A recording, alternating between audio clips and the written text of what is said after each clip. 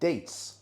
Dates are wonderful, wonderful fruits. They are packed with minerals. They're packed with really, really good beneficial vitamins such as B6 and many, many trace elements such as copper, such as iron. There's just so much magnesium, particularly high in potassium, which is great for heart health, heart regulation, and can even bring down blood pressure a little bit. So also they're very, very high in fiber and they're a great energy source. And energy is what this recipe I'm going to do is all about, because very often when you buy granola bars or these energy bars, they have quite a lot of fat in them and they have quite a lot of added sugars in them. It's very hard to find a good quality energy bar which is using really good premium ingredients that is, you know, something that's really beneficial for you. But with this energy bar, the main sweetening agent is a date. And that's going to bring it all together. These are Merjul dates. I'm probably pronouncing that wrong, but they are gorgeous, fat, plumpy. Just remove the stones from the dates. I'm going to pop them in my little blender, and I will then just give them a blend up into a nice little puree. And my other wet ingredient is going to be peanut butter. Again, buy a good quality peanut butter. Look at the back. There should only be 100% peanut butter in peanut butter. If there's other stuff being added into it, you'd kind of wonder why. But anyway, with this recipe also, these energy bars, I'm going to be using a great selection of seeds. I've got pumpkin seeds, flax seeds, I've got sunflower seeds, I'm using some sesame seeds and also some black sesame seeds. I'm going to be toasting those. This is kind of an Indian style that I'm going to do with this. And also I'm going to use some oats in this. Peanuts, these are to bring a little bit of flavour in. I've just used a roasted salted peanut. That's going to bring a little bit of salt into the dish and again more energy. And I'm also going to use sultanas. I'm using a green sultana here, but or else a golden sultana is perfect, or a golden raisin. And then plenty of almonds. Now with the almonds, I just bought almonds in their skin whole, and I very roughly chopped them by hand. So, because I want them nice and chunky, I want texture through these bars. So what I'm going to do is I'm going to get along, and first of all I'm going to toast all of my seeds, have them all ready, and use a good iron pan or skillet. What I'm actually going to use is a good iron wok, just to get a little bit of texture and flavour into my seeds. So I'm going to get on and start cooking this dish. First, for my energy bars, I'm going to toast my ingredients. And the first ingredient I'm going to toast are my oats, normal rolled oats. Pop them in. And again, as I said, I'm using a wok here. Keep it dry, no oil or anything, and just keep them moving about in the pan until they start to become nice and toasty. And I'm just keeping a pan handy, because these will be hot, so I want to put them into a dish that they're going to be good and safe in as well. So when I'm finished toasting them, each individual ingredient, I'm just going to transfer them into another dry pan and just keep that aside. And do careful with your oats as they're toasting. Keep them in good motion and just keep a very close eye on them as they're toasting through. So there are my oats, just very, very lightly toasted. You're not going to town on them as well. You're not trying to get a real dark brown on these, just to get a little bit of flavour developed into them. So I'm going to pop those into my other pan, which is just a cold pan, just waiting for my oats. I'll give my pan a little rub down.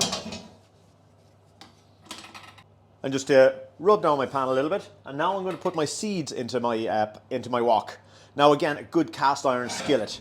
I find something, because you're using high temperatures, avoid kind of Teflon pans and things like that. But here's my sunflower seeds, my sesame seeds, my black sesame, my pumpkin seeds, and my flax seeds. They're going in next, all together. And do keep an eye on them now. Don't be walking away from your pan. There's a lot of temperature in here. And just give them a good toasting.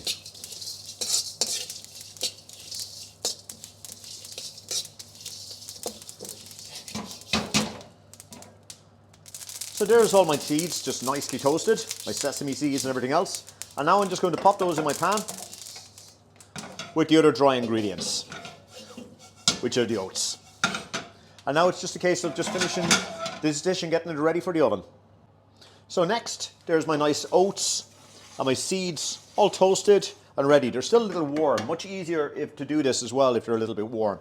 Next up, my peanuts. Again, I've just chopped these by hand. My almonds, which again, I've just chopped very, very roughly by hand. I've also got my green sultanas, golden sultanas, raisins, any of those type of things will do. You don't have to be too picky. And again, this is a recipe you could even experiment with quite a bit. So mix those around good and well, those dry ingredients. And next what I'm going to do is put my peanut butter in. Half a cup of peanut butter it is.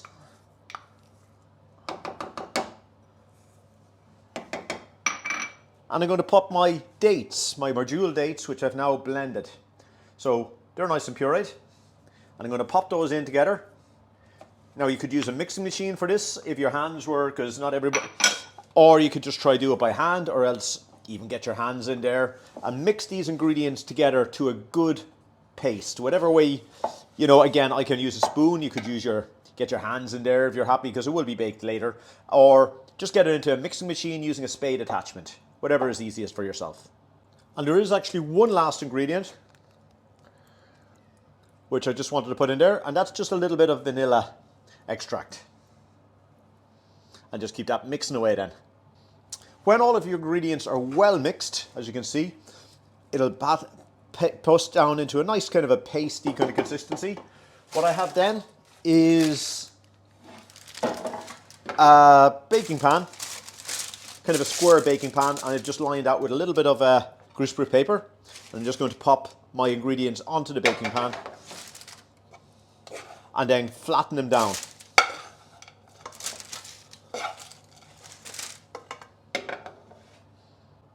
And there's my bars now, just flattened down. Now put as much pressure as you can on these just to get them good and flat and compact. And when they're just nice, what I'm going to do is just take a little slice and I'm just kind of going to mark out the portions. And there's my portions just roughly marked out. You can just see the little scores in there. I've scored it quite deeply, and it'll just make it an awful lot easier when it comes out of the oven just to break them apart. So into an oven, somewhere between 15-20 minutes at 180 degrees. And that is my energy bars just out of the oven. And what I'm going to do now is allow them to cool fully before I try to turn them out of their molds. So, and then I'll just kind of break them apart into a bar. And there's my energy bars, all turned out. So I'm just going to get a knife now and just on the lines that we scored already, because you'll find that they'll want to break apart otherwise. I'm just going to finish cutting them. And show you a little one there. Just a little bit crumbly. They will harden up when they start to cool down. And there we go. Our little energy seeded bars with oats.